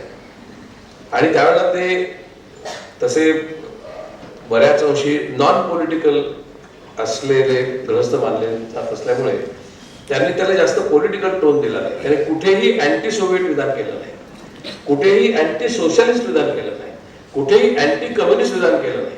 त्यांनी एवढंच सांगितलं की time has come for us to think a new way. त्यांनी आउट ऑफ बॉक्स थिंकिंग सुद्धा म्हटलं नाही. A new way because the old world is changing rapidly, अशा अर्थाचं त्यांचं विधान आहे. ते जग बदलते त्याचा विचार करून आपण आता काही पावलं उचलली पाहिजेत. त्याचा एक भाग म्हणून मी उदारीकरण आणतोय. कारण आता आपल्याला त्या ठिकाणी आपल्याला एक्सपोर्ट करताच येणार नाही ना. आपण जर एक्सपोर्ट केले नाही तर आपली खूप खूप अडचण होणार आहे. किती अडचण होणार आहे याचा तुम्हाला अंदाज असेल. त्याच वर्षी म्हणजे 1991 साली आपण 20 टन सोनं आपलं इंग्लंडमध्ये ठेवलं. का तर आपल्याला इंटरेस्ट भरायला, आपण जे लोन घेतलेलं होतं देशांकडनं, इंटरेस्ट भरायला पैसे नव्हते. म्हणून आपण 20 टन सोनं रिझर्व्ह बँकेतनं काढून तारण म्हणून इंग्लंडमधल्या लॉयड्स बँकेकडे ठेवलं. त्याच्यातनं जे पैसे आले त्यातनं आपण इंटरेस्ट भरला. अशी आपली इकॉनॉमीची अवस्था होती. ज्यावेळेला इराक वॉर चालू होतं त्यावेळेला ही अवस्था होती आपल्या देशाच्या अर्थव्यवस्थेची. आणि 1992च्या फेब्रुवारीला ही सगळी उदाहरणं अतिशय माइंडली देत डॉक्टर मनमोहन सिंग म्हणाले याचा सगळ्याचा आपण विचार करणार की नाही. जर आपण आता अर्थव्यवस्थेचं सूत्र बदललं नाही तर आपण अधिकाधिक गाळात जाऊ. त्यांनी असं म्हटलं नाही की आपण पण सोव्हिएट युनियन सारखंच दिवाळखोर निघू आपल्या अर्थव्यवस्था, असं म्हटलं नाही त्यांनी कुठे. पण time has come to change एवढंच ते सारखं म्हणत होते. त्यावेळेला प्रचंड टीका त्यांच्यावर सुरू झाली. तेव्हापासून ते अजून चालूच आहे. तेव्हा त्यांना वर्ल्ड बँक एजंट म्हटलं, ते अजूनही म्हणतात. तेव्हा त्यांना IMF एजंट म्हटलं, ते अजूनही म्हणतात. आणि ते ज्या वेळेला ते म्हणायला सुरुवात झाली त्यावेळेला तिसरी घटना मी सांगत होती मगाची, जनरल अग्रीमेंटची, टॅरिफची. त्यावेळेला आपल्या देशामध्ये इथे ज्यांची स्मृती चांगली असेल त्यांना ठीक आहे, नसेल त्यांनी वर्तमानपत्राच्या फायली बघाव्या. त्यावेळेला अक्षरशः अशी अवस्था होती की those who supported GATT are not patriots, those who oppose GATT are patriots. त्यामुळे तुम्ही गॅटला पाठिंबा देताय. कित्येक ट्रेड युनियन्सनी गॅट वरती सेमिनार्स ठेवले. मलाही दुर्दैवाने किंवा सुदैवाने त्या तिकडे भाषण देण्याचा प्रसंग आला, पण आय वॉज सपोर्टिंग गॅट. त्यामुळे ट्रेड युनियन्स मध्ये गॅटला सपोर्ट करणं म्हणजे चालणारच नाही. गॅटला विरोधच असला पाहिजे. कारण ट्रेड युनियन मग ती भाजपची असली तरी ती गॅटच्या विरोधात होती. कारण ट्रेड युनियन म्हटलं की ती लेफ्ट. असं असल्यामुळे भाजपच्या ट्रेड युनियन पण गॅटच्या विरोधात. पण भाजपच्या ट्रेड युनियन गॅटच्या विरोधात मी समजू शकतो. त्यावेळेला भाजपच गॅटच्या विरोधात आणि कम्युनिस्ट गॅटच्या विरोधात. त्यामुळे भाजप आणि कम्युनिस्टांची भूमिका गॅट आणि मनमोहन सिंग संबंधात एक. GATT is an American conspiracy and Manmohan Singh is an American agent. त्यामुळे गॅट मस्ट बी अपोज्ड. आणि WTO बापरे तो राक्षस, त्याला तर येऊनच देता कामा नये. आणि म्हणून गॅट आणि WTO यांना जे पाठिंबा देतोय, WTO खरा मुद्दा 94 नंतर, यांना जे पाठिंबा देणारे लोक आहेत ते भारतात काय आणतात परत? अहो थेट ईस्ट इंडिया कंपनी. गॅट आणि WTOच्या मार्फत थेट ईस्ट इंडिया कंपनीला बोलवत आहेत, ज्यांच्या विरुद्ध एवढा आपण संघर्ष केला ब्रिटिशांच्या आणि त्यांना हकलून लावले. 42ला चलेजाव केलं. परत ईस्ट इंडिया कंपनीपासून आपण इतिहास सुरू करतोय. ही घोषणा, या टाईपच्या घोषणा या भारतीय जनता पक्ष आणि कम्युनिस्ट दोघांनी एकाच पद्धतीने, फक्त एका आवाजात नाही, तेवढी सभ्यता त्यांनी पाळली. त्यांनी त्यावेळेला पार्लमेंटमध्ये पार्लमेंटच्या बाहेर दिलेले आणि गॅटच्या विरोधात दिल्लीला आणि मुंबईला ट्रेड युनियन्स या पक्षाने प्रचंड मोठे मोर्चे काढले. गॅटला त्यावेळेला जो सपोर्ट होता तो सगळ्या काँग्रेस पक्षाचा नव्हता, कारण मनमोहन सिंगांना आणि प्रणब मुखर्जी ते गॅटचे समर्थक होते, त्यांना विरोध करणारे जे काँग्रेसवाले होते ते पण गॅटच्या डाव्या आणि या उजव्यांच्या बरोबरच होते. अखेरीस लोकसभेमध्ये रिझनेबल मेजॉरिटी असल्यामुळे नरसिंहरावांना गॅटचं आपलं पार्टिसिपेशन मंजूर करून घेता आलं. WTO ची निर्मिती झाली आणि 96 साली निवडणुका झाल्या.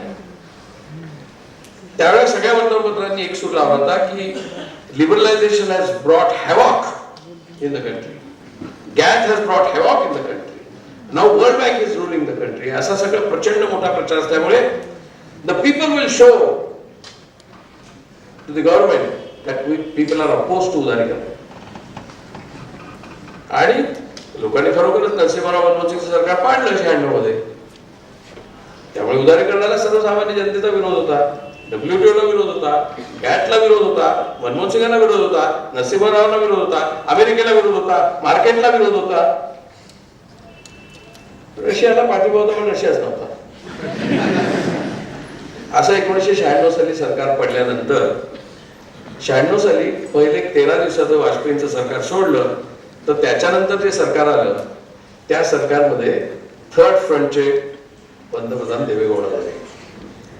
देवेगौडांच्या सरकारमध्ये CPM सामील झाली नाही पण CPI सामील झाली, कम्युनिस्ट पक्ष सामील झाला. इंद्रजित गुप्ता त्यावेळेला होम मिनिस्टर झाले आणि चिदंबरम हे त्यावेळेला त्यांचे फायनान्स मिनिस्टर झाले.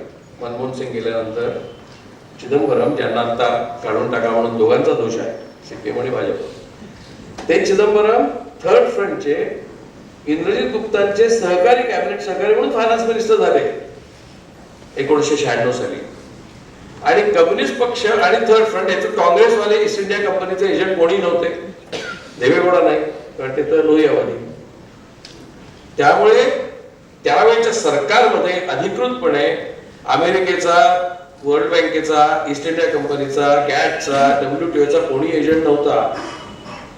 खरं म्हणजे त्यांनी करून टाकायचं होतं की आम्ही WTO बाहेर पडतो, कारण WTOचा नियमच आहे की तुम्ही सांगायचं की आम्हाला WTO राहायचं नाही, 6 महिन्याची नोटीस द्यायची, तोपर्यंतच्या काळात ते सगळे अग्रीमेंट जे असतात ट्रेड अग्रीमेंट ती हे करायची, रद्दबातल करायची, बाहेर पडायचं.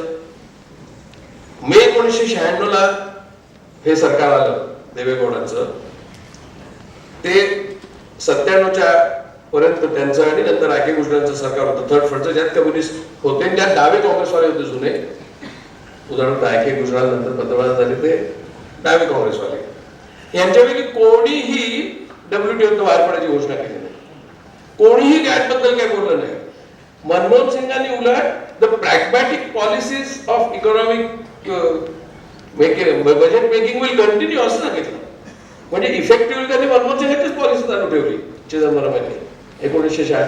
पण कोणताही डावा आणि उजवा कोणी बोलला नाही. थोडेसे उजवे म्हणजे भाजपवाले त्याच्या विरोधात बोलले की third front is following the same policies of Narasimha Rao and Manmohan Singh.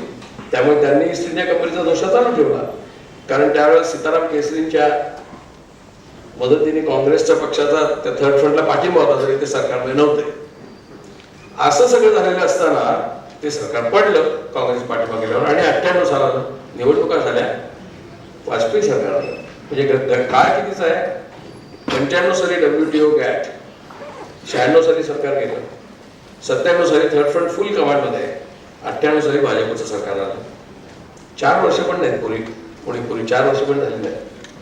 भाजपने आल्यानंतर कुठे गॅट मधून बाहेर पडले, तेही वर्ल्ड ट्रेड ऑर्गनायझेशन मधून बाहेर पडले नाही, तेही गॅट मधून बाहेर पडले नाहीत. एवढंच नव्हे तर रामकृष्ण हेगडे त्यांचे कॉमर्स मिनिस्टर होते, त्यांनी सांगितलं we will further pursue the liberalisation. आणि काँग्रेस किती बॅकवर्ड होती तर त्यांनी फक्त काहीतरी 126 कमोडिटीज इम्पोर्ट करायची परमिशन दिली होती जागतिक पातळीवरती, आणि फॉरेन कॅपिटल जास्त आणत नव्हते. आम्ही म्हणजे भाजपचे नव्हते पण ते अलायन्स मध्ये होते इंडियामध्ये. आम्ही आता 800 कमोडिटीजना इम्पोर्ट करायची परमिशन दिली आणि आता आम्ही असं मोठ्या प्रमाणावरती इम्पोर्ट लिबरलायझेशन पण करतोय. म्हणजे त्यांनी लिबरलायझेशन भाषा केली. ईस्ट इंडिया कंपनी कुठे गेली, देवेगौडांना आठवली नाही, आय.के. गुजरालला आठवली नाही, इंद्रजित गुप्ताला आठवली नाही, चतुरान मिश्राला आठवली नाही, नंतर वाजपेयींना आठवली नाही, आडवाणींना आठवली नाही, जसवंत सिंगला आठवली नाही, कोणालाच आठवली नाही. आणि त्यांच्याबरोबरही काही JDU किंवा त्यावेळेला नव्हतं, पण असे त्यांचे जेडीचे जे लोहियावादी मेंबर होते त्यांनाही ईस्ट इंडिया कंपनी आठवली नाही.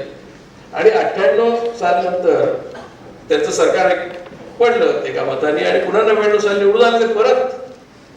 त्यांच्यावर 24 पक्ष होते एनडीएमध्ये. त्यात काही जुने डावे होते, जॉर्ज फर्नांडिस क्रांतिकारक होते. त्या जॉर्ज फर्नांडिसांनी सुद्धा नंतर त्यावेळेला ते म्हणायचे की अमेरिकेचे एजंट आहेत म्हणून, म्हणजे 92, 93, 94 साली म्हणायचे. पण ते मंत्री असताना 98 ते 2004च्या काळात त्यांना कोणी ईस्ट इंडिया कंपनी अमेरिकावर कोणी दिसलं नाही. काही डावं उजवं संबंध झाला नाही. आणि डावे आणि उजवे यांचं एकत्र सरकार आल्यामुळे मगाशी म्हटलं तसं रशियातच नाही, आपल्याला सुद्धा प्रश्न पडला की डावं कोण उजवं कोण. जॉर्ज फर्नांडिस डावे का उजवे कसं सांगणार. इंद्रजित गुप्ता डावे का उजवे, कारण त्यांनी त्याच कॅबिनेटमध्ये पाठिंबा दिला चिदंबरमना. आणि गंमत म्हणजे to be fair or unfair, पण ह्या लिबरलायझेशन पॉलिसीला काँग्रेसने विरोधच केला नाही 98 नंतर आलेल्या. त्यांनी फक्त तुम्ही ते स्ट्रक्चरली आणलं पाहिजे वगैरे अशा शिस्तीची भाषा केली. 2004 साली इथे बसलेल्या सगळ्यांना मान्य असो नसो, fact of the matter is कोणीही लिबरलायझेशन गैर आहे असं म्हटलेलं नाही, इन्क्लुडिंग कम्युनिस्ट. कम्युनिस्टांचं लिबरलायझेशन ह्युमन फेस आणि कंट्रोल लिबरलायझेशन अशी भाषा आली की ज्यावेळेला मगाशी म्हटल्याप्रमाणे ज्योती बसूंनी सुद्धा फॉरेन कॅपिटलला आणायला परवानगी दिली. 2004 नंतर तर पुन्हा अमेरिकन एजंटचं सरकार आलं. त्यामुळे आता 2004 ते 2012 आपल्या देशामध्ये अमेरिकन एजंट चालवते सरकार. फक्त अमेरिकन एजंटांना निवडून आपल्या लोकांनी दिले. मुद्दा असा की जी 20 वर्ष आपण म्हणतोय उदारीकरणानंतरची, ती 20 वर्ष सगळ्यात प्रथम आपली टाळकी साफ करण्याची 20 वर्ष असायला पाहिजे. आता परवा एफडीआयच्या नावाने जो तमाशा झाला, त्या तमाशामध्ये परत एफडीआय हे शब्द फक्त टाकायचे, वरती गॅट होत, मागे गॅट फोडायचं आणि एफडीआय हे 3 अक्षर टाकायची. ती चर्चा आहे. एफडीआय आल्याबरोबर, वॉलमार्टचं नाव आल्याबरोबर यशवंत सिन्हा म्हणले you are bringing East India Company back. सगळी पुन्हा ईस्ट इंडिया कंपनी एफडीआयच्या माध्यमातून येणार, ती गॅटच्या माध्यमातून येणार होती. गुजरात हे प्रगतीशील आणि व्यापाराच्या बाजूचं मानलं जातं राज्य. 1992 साली मनमोहन सिंगांनी लिबरलायझेशन आणल्यानंतर त्याचं पहिलं प्रतीक किती फालतू होतं, साधं होतं, फालतूच म्हणता येईल. कोका कोला, जो 1978 साली क्रांतिकारक जॉर्ज फर्नांडिस यांनी बॅन केला होता कम्युनिस्टांच्या पाठिंब्यावर. 1998 साली कोका कोला, 78 साली कोका कोला बॅन झाला. तो 1992 साली अवतरला. तो 1992 साली अवतरल्यानंतर कोका कोलाच्या गाड्या गुजरातच्या बॉर्डरवरती ज्यांनी जाळल्या त्याच्यामध्ये RSS बजरंग दल बरोबर कॉम्रेड होते की कोका कोलाच्या गाड्या म्हणजे अमेरिकन साम्राज्यवादाचं प्रतीक आहे, ते जाळून टाकलं म्हणून तिकडे झाले. 1992 आपली प्रतिक्रिया आहे.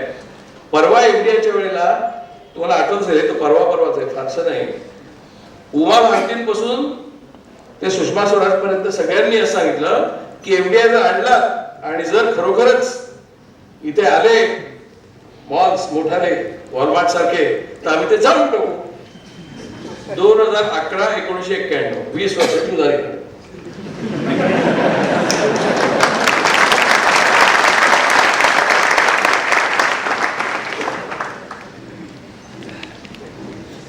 आता थोडस विषयांतर मी नाही करत, त्याचा विषय त्या अनुषंगाने आता यात मराठी संस्कृती पुढे बसते.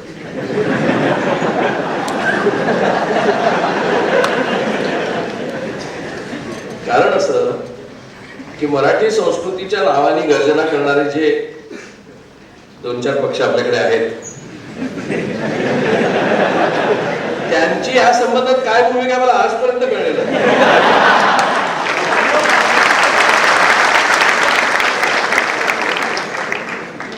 ते उदारीकरणाच्या बाजूचे नाही, एफडीआयच्या बाजूचे आहेत की नाही, WTOच्या बाजूचे होते की नाही, त्यांचा फरकच पडत नाही त्यांना. देशाच्या अर्थकारणाचा मराठी संस्कृतीशी काही संबंध आहे असं मराठी संस्कृतीकारणाला वाटतच नाही. माझ्या माहितीप्रमाणे साहित्य सहवासमध्ये अर्थकारण समजणारा एकच मनुष्य राहतो, तो म्हणजे निरंजन राजाध्यक्ष, तो मेनचा एक्झिक्युटिव्ह एडिटर आहे. बाकी साहित्य सहवासमध्ये मराठीच्या अर्थकारणाचा संबंध काहीही नाही. मराठी साहित्याचा अर्थकारणाशी काहीही तुम्हाला संबंध दिसणार नाही. एवढी दिवाळी आम्ही सुद्धा काढतोच.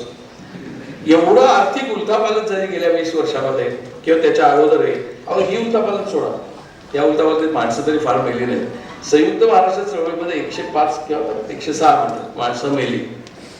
त्या संयुक्त महाराष्ट्र चळवळीने संबंध महाराष्ट्र ढवळून निघाला, शेवटी महाराष्ट्र झाला प्रत्यक्षात मुंबईसह. त्या संयुक्त महाराष्ट्राच्या एवढ्या मोठ्या आंदोलनाने आपलं एवढं जीवन ढवळून टाकलं गेलं. त्याच्यावरती एकही कादंबरी नाही. एक कादंबरी गेल्या 6 महिन्यापूर्वी आली, ती आत्र्यांच्याच मुलीने दिली, मीना देशपांडेने, हुतात्मा नावाची. संयुक्त महाराष्ट्रावरती 5 पुस्तकं तुम्हाला साहित्य अशा अर्थाने, कादंबरी अशा मिळणार नाही. थोड्याशा कविता मिळतील, त्या कविता प्रचारातल्या कविता आहेत, पण नाहीतर तुम्हाला एवढी मोठी घटना आपल्या जीवनाला वेढते, मराठी माणसाच्या जीवनाला वेढते, त्याच्यावरती कादंबरी नसावी एकही, एक सुद्धा कादंबरी. मुख्य कथा पण नाही. अशा सगळ्या कथा मराठी संस्कृतीतल्या सत्यकथेतनं किंवा अन्यत्र मनोविश्लेषणात्मक नातेसंबंधातल्या याच कथा आहेत. तुम्हाला कुठेही तुम्हाला हे अर्थकारण एवढं आपल्या जगाला वेढतंय, आपल्या जीवनाला वेढतंय, त्याचा संदर्भ तुम्हाला मराठी साहित्यात दिसणार नाही, मराठी नाटकात दिसणार नाही.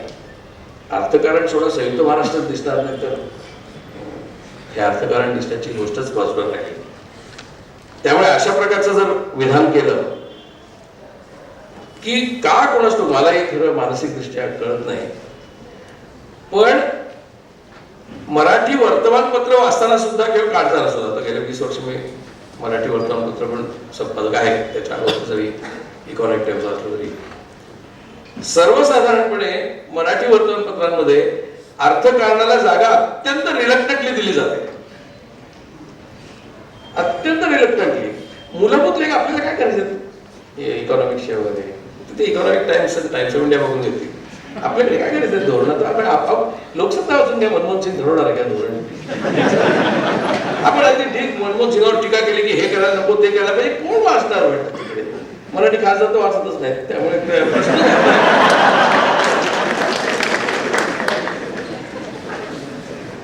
त्यामुळे महाराष्ट्रातल्या मराठी वर्तमानपत्रांमध्ये अर्थकारणाविषयी जरा जरी मूलभूत, सोपं मूलभूत म्हणजे कठीण, असा एक मराठी लोकांचा समज आहे. कोणती गोष्ट मूलभूत समजायची म्हणजे कठीण, तर आपल्याला त्या लाईट पाहिजे सगळं. आणि त्याच्यामुळे विशेषतः गेल्या, त्याचा उदारीकरणाचे काही संबंध नाही, गेल्या 30-35 वर्षामध्ये असं म्हटलं तर कोणा मराठी अभिमानी माणसाला राग येऊ नये, कारण त्यांना मनातल्या मनात ते पटेलच. मराठी संस्कृती अत्यंत सवंग आणि उठवळ झालेली आहे गेल्या विशेषतः 30-35 वर्षात. याचा तर सगळी नाटकं वाईट असं नाही, उत्तम नाटकं कधी कधी येत आहेत. तो बालगंधर्व चित्रपट मी पाहिला पण चांगला होता असं म्हणतात. अभिराम भटकमकांनी बालगंधर्वांचं एक पुस्तक दिलं आहे, ते उत्तम आहे. ते सगळे मराठी संस्कृतीचा आविष्कार आहे, त्याच्याबद्दल मला आक्षेप नाही, ते चांगली उदाहरणं म्हणून सांगता येईल. इथेच आपण सर्वजण वाटसरू नावाचा अंक काढतात, तो अतिशय उत्तम दर्जाचा अंक आहे. त्यात वैचारिक लेखन असतं, सामाजिक चळवळीचं लेखन असतं, त्यामुळे सगळंच बिघडलं असं नाही. पण एकूण जर मराठी संस्कृतीचा आवाका घेतला, निरनिराळ्या ठिकाणून दिसणार, तर अत्यंत सवंग, उठवळ आणि कोणत्याही मूलभूत आर्थिक, राजकीय आणि विशेषतः आंतरराष्ट्रीय घटनांबद्दल लिहिणं हे आपल्याकडे निषिद्ध मानलं गेलंय. या सगळ्या घटनांवर, उदारीकरणाच्या किंवा कल्चरल इश्यूजच्या बद्दल कोल्ड वॉरचा किती प्रचंड मोठा इम्पॅक्ट आहे, शीतयुद्धाच्या काळातल्या धोरणांचा, राजकारणाचा, याचा तर तुम्हाला कुठे उल्लेखच दिसणार नाही. शीतयुद्ध नावाची घटना 99% मराठी वैचारिक विश्वामध्ये तिचा संदर्भही दिलेला जात नाही. आणि जर मग मी एखाद्या भाषणात किंवा एखाद्या परिसंवादामध्ये असं विधान केलं की सत्यकथा या मासिकाचा विचार तुम्हाला त्यावेळेला जागतिक पातळीवर चाललेल्या वैचारिक शीतयुद्धाच्या पार्श्वभूमीवर करायला पाहिजे, असं जर मी म्हटलं तर त्या वाक्याला काही अर्थ उरत नाही त्यांच्या शिकवणात.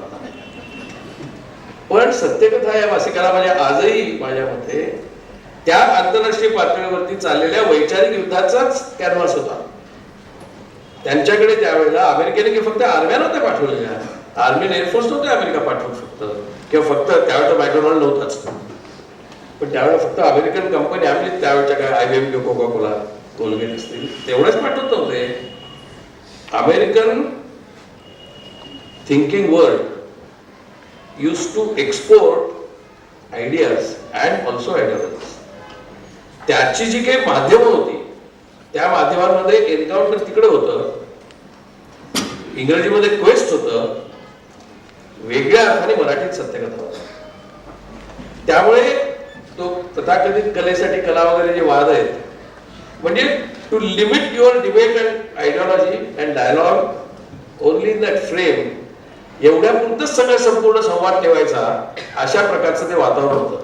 पण त्यावेळेला त्या निमित्ताने का होईना पण सत्यकथेच्या किंवा अन्य माध्यमातून अगदी मार्च टाइम्स स्वतः काळात वैचारिक मंथन आणि चिंतन होत असे.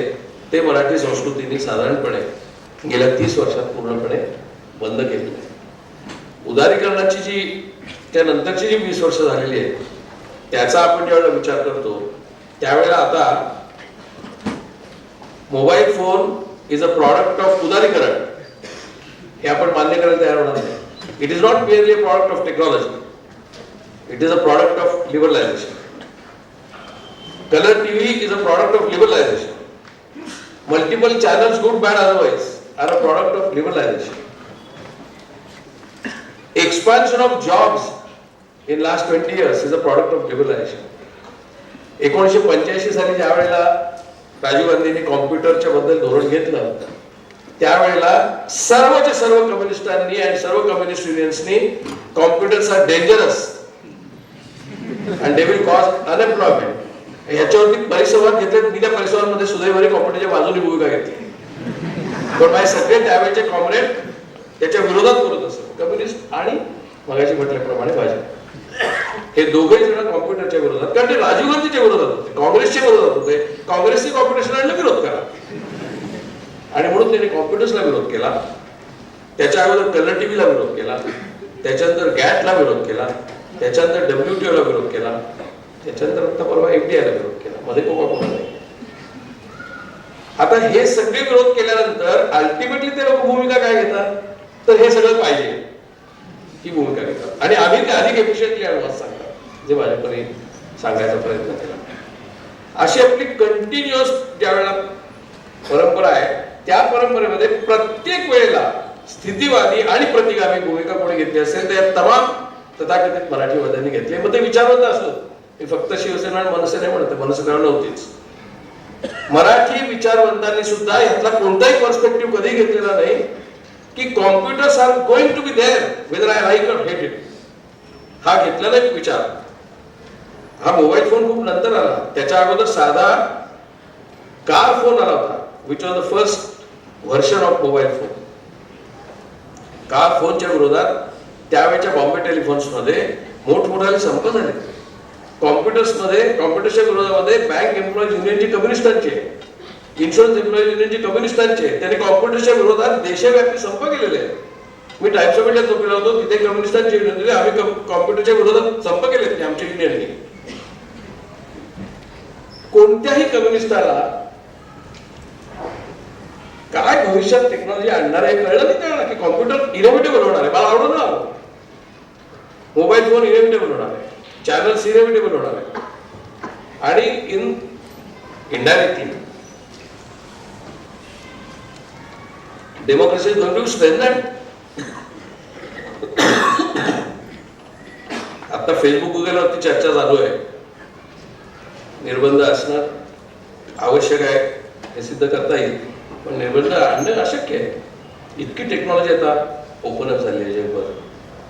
मुख्य मुद्दा हा की जे लोक म्हणतात आम्ही भविष्याचा विचार करतो आणि आम्ही इतिहास घडवतो त्या लोकांना 10 वर्षानंतरचा इतिहास कळणार नाही.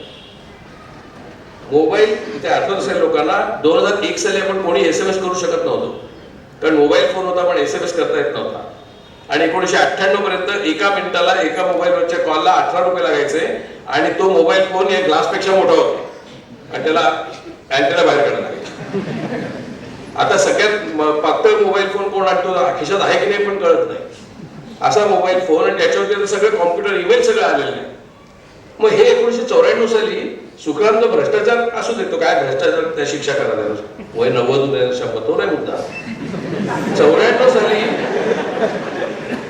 साली ज्या वेळेला ही चर्चा सुरू झाली, टेलिकॉम लिबरेट 1988 साली राजीव गांधींनी केलं, 86 साली राजीव गांधींनी केल्यानंतर एकाही कम्युनिस्टाला तथाकथित डाव्या द्रष्ट्या माणसाला अंदाज नाही ना where technology is going and where market is going and where state is going. याचा कोणालाच भाजपवाल्यांना आला नाही, मराठी संस्कृतीवाल्यांना पडलेच नाही काही, आणि डाव्यांनाही आला नाही. मग आत्ता प्रश्न आहे साहेब, तो प्रश्न विचारून मी माझं भाषण संपवून आले. मग प्रश्न आहे साहेब, who is ruling the world, who is calling the shots, who are the prime movers, कोण घडवतं हे सगळं? आमचा म्हणजे कम्युनिस्टांचा दावा असा आहे की we change the world, we just not interpret the world, we change the world. आमची ट्रॅजेडी अशी आहे, the world is changing without अस.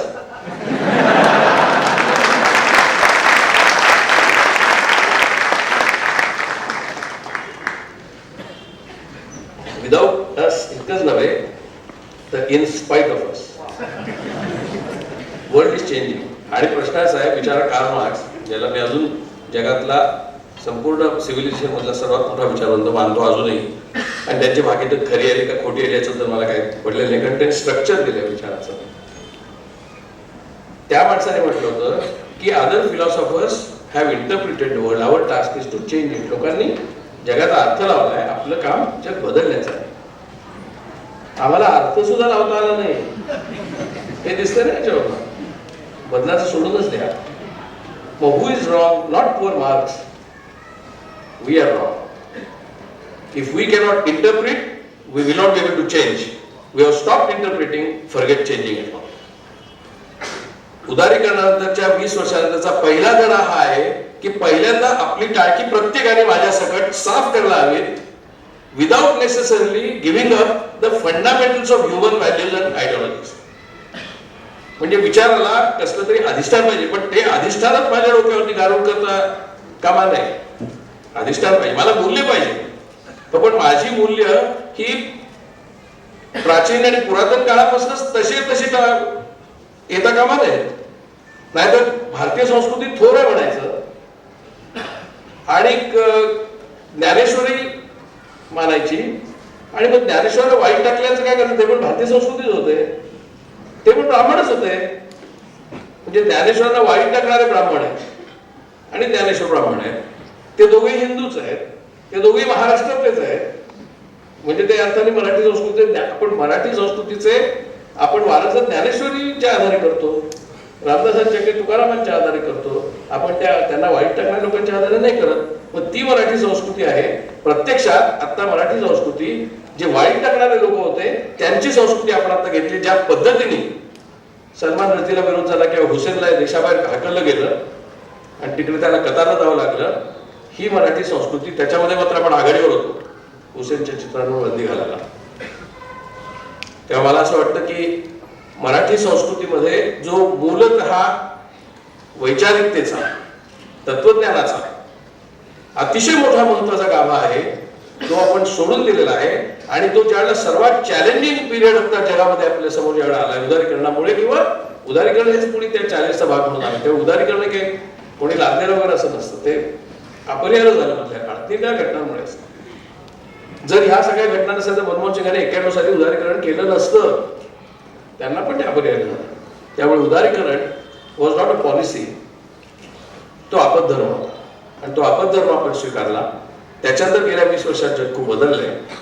आता आपण 2012 सालमध्ये आहोत. बरोबर 50 वर्षापूर्वी भारत आणि चीन युद्ध झालं, त्यावेळेला the world was full of ideologies. बरोबर 50 वर्षांनी 62 साली फुल ऑफ आयडिओलॉजीज वर्ल्ड. आता 2012 साली आहे. आता world is functioning virtually without ideology. कारण ज्यांनी कॅपिटलिझमचा प्रचंड मोठा विजय झाला आहे 91 साली रशिया पडल्यानंतर असं म्हटलं, ते आता अमेरिकेतल्या वर्तमानपत्रांमध्ये लेख लिहित आहेत की कॅपिटलिझम अल्टिमेट क्रायसिस असे लेख येतात तिकडे छापून. आणि कधी नव्हे ते बिझनेस वीक नावाचं त्यांचं एक अमेरिकन मासिक आहे, ते भांडवलांचं जे उखंड आहे, त्याच्यावरती त्यांनी डास कॅपिटल के काढून मूळ केच्यातला जन्माच्यातला के आहे, डास कॅपिटल अगेन असं बिझनेस वीकचं कव्हर आहे. बिझनेस वीक जे भांडवलदारांचं अस्सल भांडवलदारांचं मुखपत्र आहे तिथे ते म्हणतात की मार्क्स स्टील व्हॅलिड, डास कॅपिटल अगेन.